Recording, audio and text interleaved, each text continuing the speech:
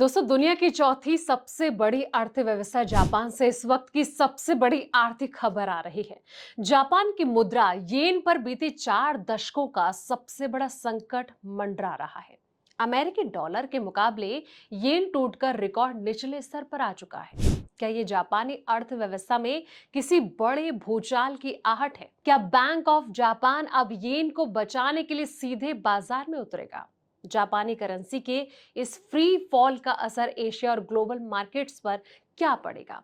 देखते रहिए ये अंतर्राष्ट्रीय एक्सक्लूसिव रिपोर्ट। नमस्कार, मैं हूं आपके साथ संध्या बिष्ट और आप देख रहे हैं द इकोनॉमिक टाइम्स हिंदी। दोस्तों, जापान की करेंसी बड़ी मुश्किल में फंस चुकी है। येन अब 40 साल यानी कि 1986 के आखिर के बाद के सबसे कमजोर स्तर पर पहुंच चुका है। अब ऐसा क्या हुआ कि ये करेंसी लगातार पिटती जा रही है? जापान की करेंसी येन बुधवार को डॉलर के मुकाबले करीब 40 सालों के सबसे कमजोर स्तर पर पहुंच गई है। मंगलवार को न्यूयॉर्क ट्रेडिंग में येन 163.24 प्रति डॉलर तक गिर गया था, जो कि 1986 के आखिर के बाद से येन का सबसे कमजोर स्तर है। आज शुरुआती कारोबार में भी येन 163.21 प्रति डॉलर के आसपास पहुंच गया। यानी कि अमेरिकी डॉलर के मुकाबले येन की कमजोरी लगातार बनी हुई है और इसके साथ ही बाजार में अब इस बात की चिंता बढ़ गई है कि जापान अपनी करेंसी को फिर से संभालने के लिए क्या करता है। ऐसे में सवाल यह आता है कि क्यों कमजोर हो रहा है ये।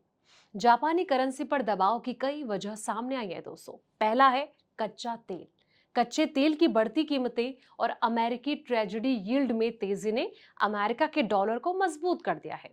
कॉमनवेल्थ बैंक ऑफ ऑस्ट्रेलिया के करेंसी स्ट्रेटेजिक समारा होमोंडा के मुताबिक अगर वेस्ट एशिया का जो संकट है वो जारी रहता है तो अमेरिकी डॉलर को फायदा मिल सकता है। कच्चे तेल की जो कीमत है $92 प्रति बैरल के पार यानी कि 6 हफ्ते के ऊंचे स्तर पर पहुंच गई है और 30 साल की अमेरिकी ट्रेजरी यील्ड 2 महीने के उच्च स्तर यानी कि 5.15% तक पहुंच गई है।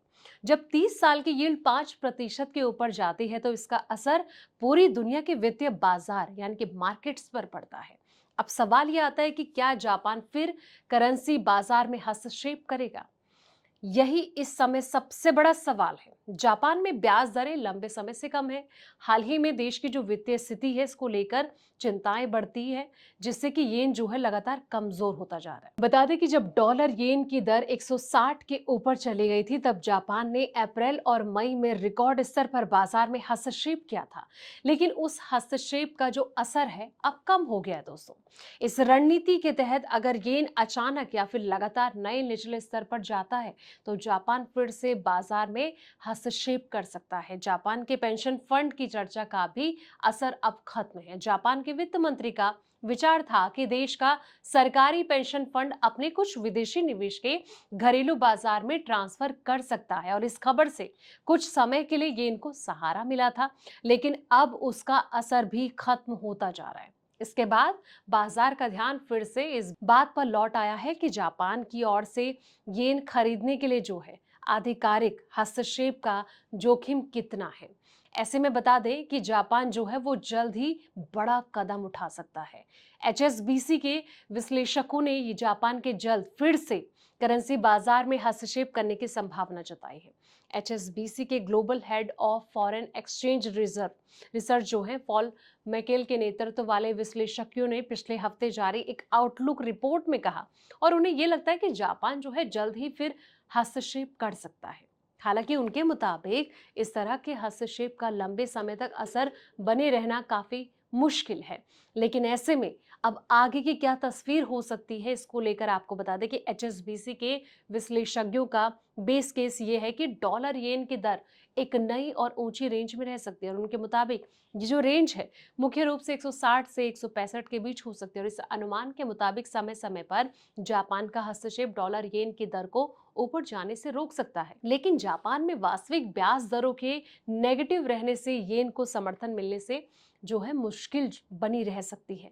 लेकिन सवाल ये कि जिस तरीके से येन लगातार पिटता जा रहा है, आने वाले वक्त में इसके पिटने से बाकी करेंसीज पर कितना इम्पैक्ट पड़ता है, इसको लेकर आपकी क्या राय, कमेंट बॉक्स में अपनी राय जरूर दें। फिलहाल इस रिपोर्ट में इतना ही। ऐसे पल पल के अपडेट्स के लिए आप देखते रहें द इकोनॉमिक टाइम्स हिंदी।